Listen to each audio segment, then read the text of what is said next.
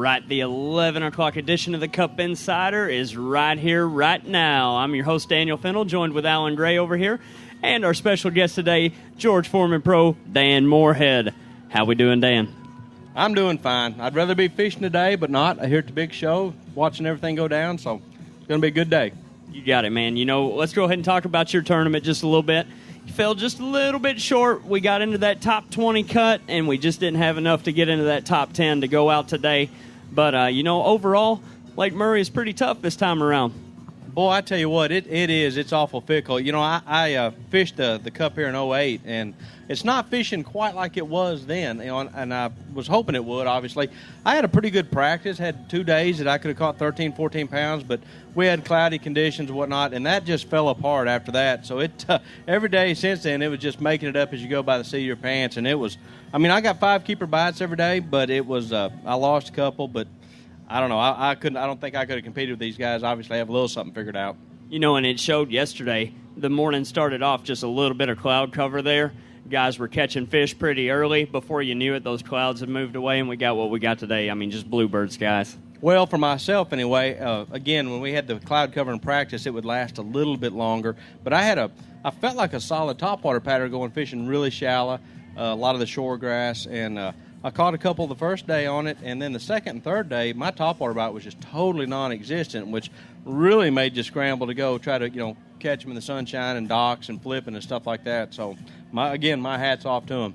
If we could do anything different from day 1, day 2, day 3, right now, Dan Moorhead, anything that you do now that you've had a night to sleep on it and think about it just a little bit? Well, I guess to be honest with you, I don't know if I would have done anything different. I didn't spend any time after fishing 15 cups and 2 or 3 Bassmasters Classics. Every time I go out and try to fish deep, because I consider myself a deep water specialist, I get my eyes pounded in by somebody fishing shallow. So this time I dedicated myself to fish shallow. I didn't make a cast deeper than 5 foot the whole time here. So I wasn't prepared to fish for schooling fish or brush piles or whatever. So I really don't know if I'd have changed anything anyway. But it is what it is. You got it. Alan, tell them a little bit about we've been preaching it all week, but these consistent guys, the guys that were coming in with those 10-pound bags every day, how that's worked out for them so far. You said it right. We've been preaching it all week, consistency. I have a feeling it's come down to 2 different type of anglers. It's the consistent anglers, the ones that, like Dan, you said, keep it 10, 11, 12 pounds a day, or the guys that are on the rise, we've been calling it. The guys that started out with 10 pounds on day 1, 11 pounds on day 2, 13 or 14 on day 3. The guys, that's the 2 different type of guys. But the consistent ones right now seem to be the scary ones. If you look, Brent Ehlers weighed 13, 12, and 13. That's scary because if he's consistently around that, he hasn't had that huge bite like the other guys have had, and it's almost like it's his turn. Brian Thrift, 14, 10, 13. Matt Herron, 10, 10, 11. That's the consistency. Is it going to be the deal today where another consistent bag is going to make it, or is it like what we all think? You catch that 5-pounder, it's a game changer today. Well, it's like you said, at Tuesday at our pre-tournament meeting and the media day, that's what I said. I said it'd take an average of 8 pounds a day to make the cut. And then just what we figured, you saw Dudley catch a 17-pound bag. He rode it a couple days and then fell. Jerebic did that also. But the guy that wins this tournament, that was the whole key, is just make it to the 10th day and pray you have that day. Whoever wins this tournament is going to be one of these consistent guys that has just that one kicker bite to put him over the top. There's only 2.5 pounds, a little more than 2.5 pounds, like 2 pounds, 9 ounces separate the top 5. And, of course, that's Brent Ehlers, Brian Thrift, Anthony Gagliardi, Casey Ashley, and Scott Canterbury. 2.5 pounds. Now, we've seen several 5-pounders on the scales, even a 6-pounder, so that one big fish goes a long way. If you lose a big fish today, how hard is it mentally to get back on your game and search for another one? Well, God is good, so you never know. But if you lose a big fish today, you probably just lost the cups, my guess.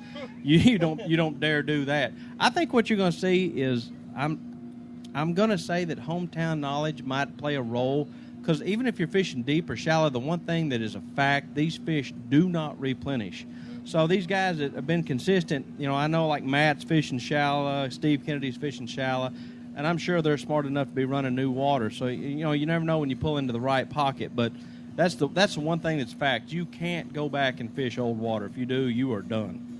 that was kind of the theme with a lot of the anglers that we're watching on Twitter is fish new water. Got to fish a new pocket. In fact, Scott Martin just caught a 2.5, 3 pounder today, and he yells back to his cameraman and says, "I've never been on this spot this week."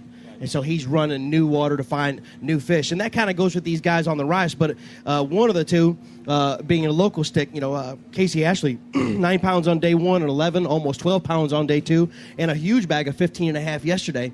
Do you think him, Anthony Gagliardi, Brian Thrift have kept something up their sleeve? Water they haven't even touched yet? Well, I can't speak for the rest of them. I know I saw Anthony yesterday up one of the rivers where I was fishing. I hadn't seen him all week, and I know he was running new water, and he looks to me like he's fishing brush piles out off just flats offshore, way offshore. And so, being that he lives on the lake, and Casey too, I know they're smart enough to have enough stuff out that they can go run totally new fresh water. Because, it is what it is, but, so many of the spectators that followed him yesterday, some of them are fishing some of the stuff he fished yesterday, and so he's smart enough not to go back and run some of that stuff. In fact, Daniel's got a pretty interesting fact. I'll let Daniel crack that one, but something a little about Anthony Gagliardi and the locals. What do you got on that? Here we go. Anthony comes into day 3. He goes to day 4, but in third place. He goes to his first spot this morning, Dan. There's a local guy sitting right there where he wanted to start. Yeah. That has to hurt a little bit to start. But then, you think, all right, here we go. Forrest Wood Cup, I'm Anthony Gagliardi, Chevy team. This guy's probably going to ease on out. No, hour and a half later, that local finally decides he's going to go ahead and call it a day on that spot. What do you think about that, buddy? Well, that's the ugly part of our sport that you just have to live with. It's public water. You can't say anything. 98.8% of the people out there are courteous and they understand. And I had a guy yesterday. I was flipping laydowns, and there was a bluegill fisherman about 20 yards from a tree I really wanted to fish. And I asked him, and he said, "Boy, come on in here," and I caught one of my keepers. But that's something you just plan in advance on. That's one reason I was excited to fish shallow, because I knew that'd be one thing I wouldn't have to worry about. But you just pre-plan for it. It's just a thing we live with now. Here you go. In first place, going into day 4, Brent Ayler. The guy has really just done it. He's done what he's had to do to put himself in position to win this thing. He went after some schooler fish early this morning, went a little shallow. Didn't work out for him. Turned it into a video game. He's now got that drop shot out. He's got that unit going, and he's looking for those fish on those isolated brush piles and trying to jerk them out of there. Well, I knew, I know Brent well, but I hadn't talked to him. But the second day of the tournament, he weighed in a 3-pound spot, so I knew he had to be fishing deep. I didn't know there were spotted bass in this lake. So again, he's obviously on a roll. I just hope he's got enough new water he can run. There you go. Brian Thrift in second place coming in here. He's got a couple in the box as the report we got on him, but, he may live a little bit further away than Anthony or than Casey, but, still kind of a local guy here at Lake Murray. Well, he's a Carolina guy, so he knows what he's doing, and these lakes all fish the same. A lot of he's got a good track record on Hartwell and some of these other lakes. And the thing about Brian, as you well know, he's not afraid to swing for the fences at any given time. So, a lot of times you strike out, but every now and then you hit that grand slam. He kind of goes right in that consistent factor. He started out the tournament on day 1 in third place, actually tied for second. After day 2, he was in second. After yesterday, he's in second. So, it's time to just go up one more spot. But like you said, it's that consistency. Second. He's the only one that stayed right where he's been from start to finish. The man that had the big day yesterday, Straight Talk Wireless Pro Scott Canterbury, bumped him all the way up into 4th place coming into this day, He's got 3 in the boat so far this morning, and so what do you think, Dan? Well, I know he caught those fish pretty early yesterday, and he didn't burn much gas to do it. And I guess that was pretty smart, because from what I understand, he's about the only one that did stay close. But I also know I ran into him later way up the river. He was flipping. I know I talked to him. We were coming through an idle zone at the bridge, and he told me he had a big bag, and he pulled over to a marina to get some ice to make sure to take care of his fish. And then supposedly right after that, he caught a 3.5-pounder up there flipping. So if he's got 3 now, he's got plenty of time to generate a couple more bites. Let's just talk about how, incredibly important fish care is in a tournament like this. Every time you have one expire on the water, you get you a penalty when you come in to weigh in. I guarantee you there's guys that miss cuts this week because of these kinds of penalties. And so fish care is so important. You got to keep ice on these things, especially when we're in the dog days of summer here. Well, yeah, doing what we do for a living, things happen. Sometimes you hook one in a tongue, you don't mean to, it's going to die. But, ounces can mean a lot of money. I lost a tour event on Kentucky Lake one time by 1 ounce because of a dead fish. So, I carry, sometimes I even carry an oxygen bottle if I think it's necessary, but I'm always carrying ice, Rejuvenate. I spend plenty of time to take care of those fish. And even, it's not a matter of worrying if they're dying, but as long as you take care of them immediately, try to keep them from hitting the carpet, keeping them low stress, they don't lose as much weight. Because if they're all stressed out and you beat them up and they're, you don't take care of them, even though they're alive, they lose weight. And, this is a game of hundreds of thousands of ounces. So, yeah, Philip Jerbeck knows about that all too well this morning, I would say. I would say so. Going about ounces, if I'm not mistaken, and I'm 99.9% correct, or sure I'm correct, is that Brian Thrift, we gave him a raw weight on day one. I believe he did have a 4-ounce penalty on day one. And if you look at the weights, 39-1, Bernaler in the lead, 38-14, so 2 ounces? He would be leading this derby had he had that 4 ounces back. I know we still have a day to fish, but hopefully that don't come into play this afternoon. That's a hard one to live with if it does, And we'll see. And again, I'll double check that fact before the next show. But I'm almost positive day one we had a 4-ounce deal there. Here we go. We don't have a whole lot of updates coming in just yet this morning. Kind of a slow morning. But in 7th place, Michael Woolley, another guy, started shallow this morning. But he's a Tennessee River guy, and he just couldn't take it anymore, man. He's out there in the deep water. The report is that we got earlier that his camera boat is sitting in 94 feet of water. He's sitting a little bit shallower than that, but he's casting into 25. So he's out there, I think he's dragging a rig out there and trying to get it done the way he knows to get it done. Well, I know this.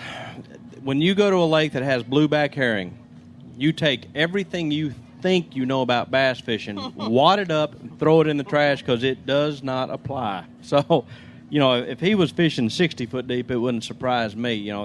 That's one of the guys. That's one of the things you see. I mean, a lot of these guys, they're fishing for shallow fish that live shallow all the time and that aren't blueback herring related, or a lot of them are out there fishing really deep or looking for the schoolers that are just roaming on bait.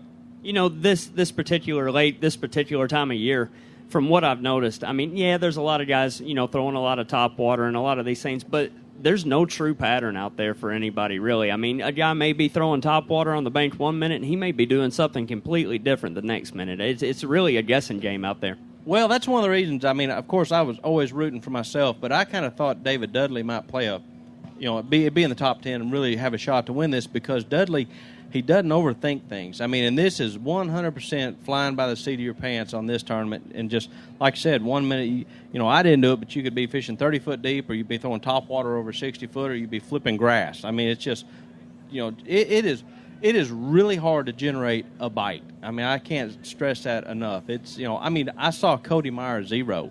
That does not happen. 0. And Andy weighed in, 2 yesterday? So Cody said it was the first time he zeroed in 8 years. He has not zeroed an event as a pro. He zeroed one out at Havasu, I think he said, as a co-angler 8 years ago, and it has been that long. I've not, my little deal, I had a limit. I've weighed a limit every day in every derby I've fished for 2.5 years until the first day of this cup. And I had my shot at a limit the first day and second day, but it's tough. Better believe we it. We talked to unbelievable talented rider Joe Baylog here on the first day of the Cup Insider, and he pretty much described it as confidence. Not so much. A lot of it's ability, but a lot of it is instinct with these guys, the Andy Morgans, the David Dudleys, and we're seeing the Ayler Thrifts, Gagliardis, Casey Ashes. The confidence just to do whatever their mind tells them to do at that minute, like you said, be it go shallow or pull offshore. How much confidence does it take on day 4, let's say, some of these guys that don't have anything more than 1 or 2 fish, to stick with what they're doing or move? Well, it's the mental focus. And, just from what I've seen, you're dealing with 3 days competition, and it builds. It catches up with you after a week period of time because you never stop thinking. You're 100% always focused on trying to make a game plan, stick with a game plan, and then you get out there and you're fishing. You might only have 1 or 2 fish, and you've got to mentally stay focused to believe in what you're doing because, I used to say I counted my practice how I was doing by how many bites per hour I could generate. Well, now, I mean, you can go 3 hours without getting a bite. And when you finally get a bite, you better be, ready. And so you have to believe in what you're doing and stay focused.